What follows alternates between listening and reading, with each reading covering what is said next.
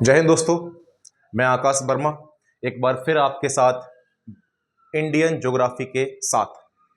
तो चलिए Indian geography की बात करेंगे। तो आज पहली क्लास है और पहली क्लास में भारतीय भूगोल में मैं केवल आपको सामान्य जानकारी दूंगा कि हमारा भारत कहाँ स्थित है, किस जगह स्थित है, किस प्रकार से स्थित है।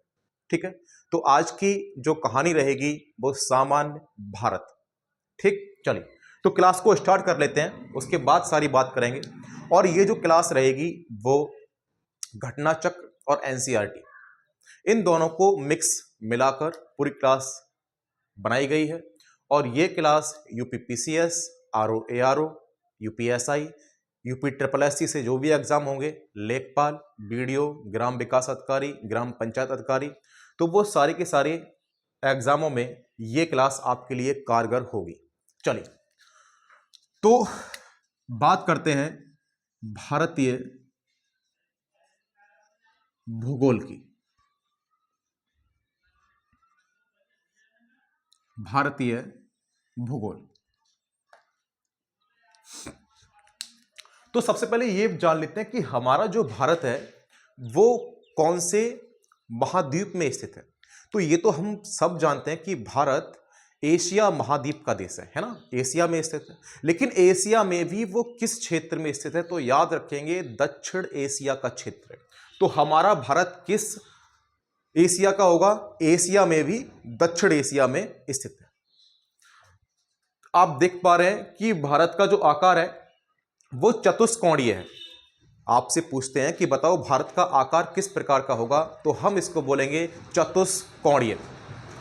नेक्स्ट आगे बात करें तो आप थोड़ा सा ध्यान दो, ये इसके नीचे यहां पड़ता है हिंद महासागर, हिंद महासागर। और ये सब आप पहले से जानते हैं कि यहां सारा का सारा पानी भरा रहेगा, ये सब समुद्र है।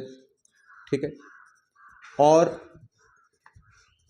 अगर बात करें कि भारत किस महासागर के उत्तर में है, तो हम बोलेंगे भारत हिंद महासागर के उत्तर में है। भारत के पश्चिम में क्या है, तो भारत के पश्चिम में इसको बोलेंगे अरब सागर, अरब सागर, याद रहेगा। और भारत के पूर्व में क्या होगा, तो भारत के पूर्व में बंगाल की खाड़ी, बंगाल की खाड़ी। तो दोस्तों केवल 3 ही पॉइंट मैंने आपको बताए हैं कि भारत हिंद महासागर के उत्तर में है, भारत के पश्चिम में अरब सागर, भारत के पूर्व में बंगाल की खाड़ी। इसका आकार कैसा है, तो आकार है चतुष्कोणीय।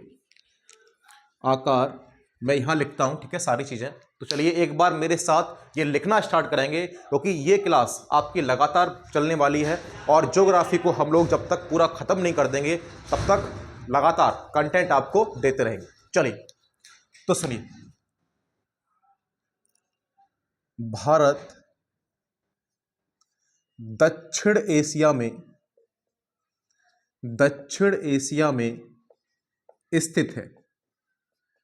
तो पहली बात आपको समझ में आती है कि भारत की जो स्थिति है वो कहां पर है, दक्षिण एशिया। ये एशिया वगैरह सब कुछ हम वर्ल्ड ज्योग्राफी में पढ़ेंगे, ठीक है। चलिए आगे बात करें, आकार चतुष्कोणीय।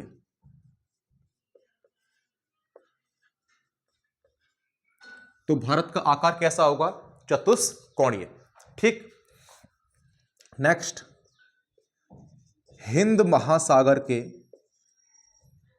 हिंद महासागर के उत्तर में, उत्तर में भारत है। हिंद महासागर के उत्तर में भारत है। नेक्स्ट आगे बात करते हैं,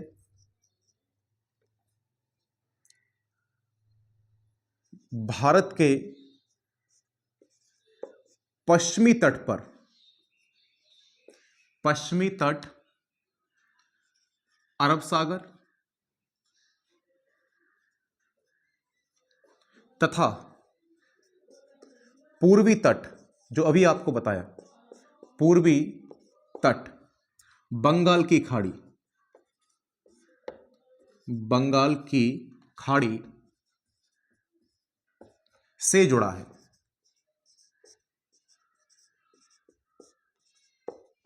बंगाल की खाड़ी से जुड़ा है।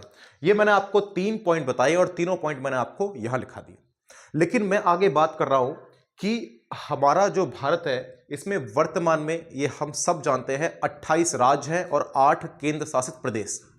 लेकिन ये डाटा कब से नापा गया तो सुनेंगे ध्यान से। 26 जनवरी 2020 से भारत में 28 राज्य, 8 केंद्र शासित प्रदेश हैं। मैं ये शॉर्ट में लिख रहा हूं, केंद्र शासित प्रदेश हैं। तो दोस्तों इतनी बात क्लियर। लेकिन जो नवीन केंद्र शासित प्रदेश है वो नवीन कौन सा है? तो यहां पहले हुआ करता था दादर नगर हवेली और दमन द्वीप, गुजरात के नीचे। तो दादर नगर हवेली और दमन द्वीप, इन दोनों को एक कर दिया गया। एक करने के साथ यही हमारा नवीन केंद्र शासित प्रदेश रहेगा। इतनी बात समझ में आती है? ये सब जो राज्य हम करेंगे आगे उसमें सब कुछ जानेंगे। तो अभी वर्तमान में मैंने आपको बताए 28 राज्य और 8 केंद्र शासित प्रदेश हैं। यहां जम्मू कश्मीर और लद्दाख, ये पूरा जम्मू कश्मीर का क्षेत्र था। लेकिन जम्मू कश्मीर को अलग करके, उसका कुछ हिस्सा अलग करके, ये पूरा अभी उत्तर की तरफ लद्दाख हो गया और ये इससे नीचे जम्मू कश्मीर हो गया। ये सब हम आगे की क्लासों में जानेंगे, अभी केवल आपको सामान्य जानकारी में दे रहा हूं। नेक्स्ट आगे बात करें भारत का क्षेत्रफल।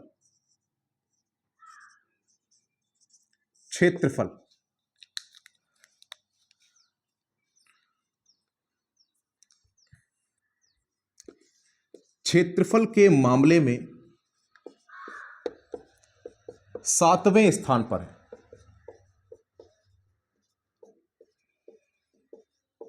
अगर मैं बात करूं कि भारत क्षेत्रफल के मामले में कौन से स्थान पर होगा तो 7वें स्थान पर होगा। याद करेंगे पहला कौन सा है, तो पहला है रूस, रूस के बाद कनाडा, उसके बाद अमेरिका, रूस कनाडा अमेरिका, चीन, चौथे नंबर पे चीन, फिर है ब्राजील,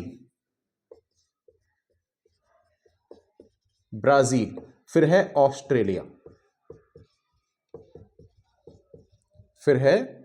ऑस्ट्रेलिया, ठीक। रूस कनाडा अमेरिका चीन ब्राजील ऑस्ट्रेलिया। याद कर लेंगे भारत का क्षेत्रफल के मामले में पूरे वर्ल्ड में कौन से स्थान पर आता है, तो वो 7वें स्थान पर। पहला रूस, फिर कनाडा, फिर अमेरिका, फिर चीन, फिर ब्राजील, फिर ऑस्ट्रेलिया, और 7वां रहा हमारा भारत। लेकिन अगर मैं बात करूं इसकी कुल क्षेत्रफल की दूरी कितनी है, कुल क्षेत्रफल कितना है, तो क्षेत्रफल 32,87,263 वर्ग किलोमीटर। तो भारत की जो पूरी स्थलीय है ना, वो हम याद करेंगे 32,87,263 वर्ग किलोमीटर में पूरा भारत फैला हुआ है। लेकिन अगर मैं पूरी पृथ्वी को वर्ल्ड मान लूं तो वर्ल्ड में भारत का कितना परसेंट क्षेत्रफल है, तो पूरे विश्व में भारत का जो क्षेत्रफल आता है मात्र 2.42%। अगर मैं बात कर दूं कितना परसेंट, तो परसेंट के मामले में 2.42% विश्व का, किसका, विश्व का। ये बात समझ में आती है सबको, है ना, आराम से। ये तो सामान्य जानकारी है जो मैं आपको बता रहा हूं अपने भारत के बारे में, अपने इंडिया के बारे में। नेक्स्ट आगे बात कर लेते हैं कि हमारा जो भारत है जनसंख्या के मामले में कौन से स्थान पर आता है। तो सभी को पता है जनसंख्या में दूसरा स्थान है। पहला स्थान चीन का है और दूसरा स्थान भारत का है। तो जनसंख्या में भारत का स्थान दूसरा है। तो पहला किसका है, तो पहला याद करेंगे, पहला चीन का है। पहला किसका होगा, चीन का। पहला चीन और दूसरा भारत।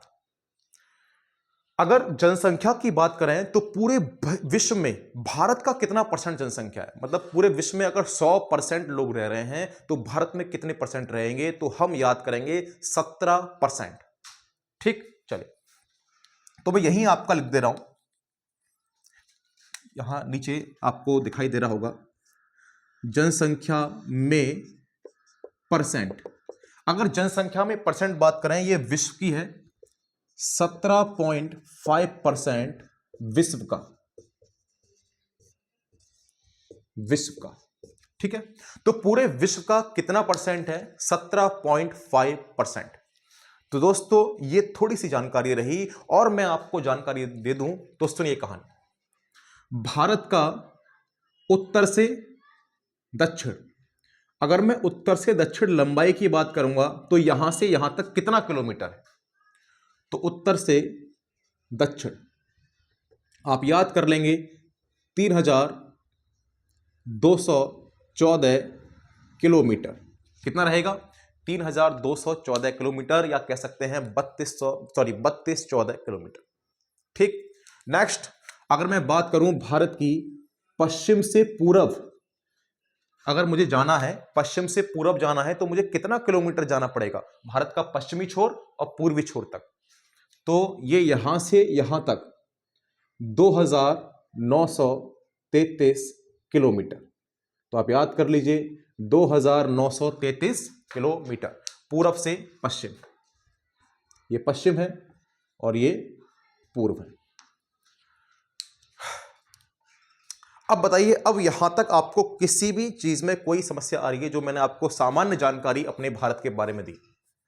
अगर हमसे कोई पूछता है भारत में सबसे पहले सूर्य कहां उदय होता है, तो भारत में सबसे पहले सूर्य, सबको पता होगा कि सूर्य पूरब से निकलता है, और पूरब से जब निकलेगा तो पहली किरण अरुणाचल प्रदेश में पड़ रही होगी। पहली किरण कहां पड़ रही होगी, अरुणाचल प्रदेश में।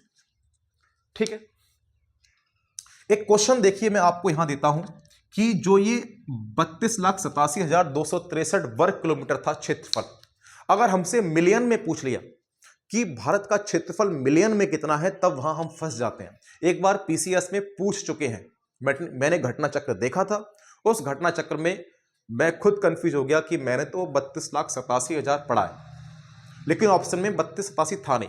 उस समय हम लोग क्या करेंगे, तो सुनिए, अगर मिलियन में क्षेत्रफल पूछेगा तो क्षेत्रफल 3.28 मिलियन वर्ग किलोमीटर, ये आप याद कर लीजिए।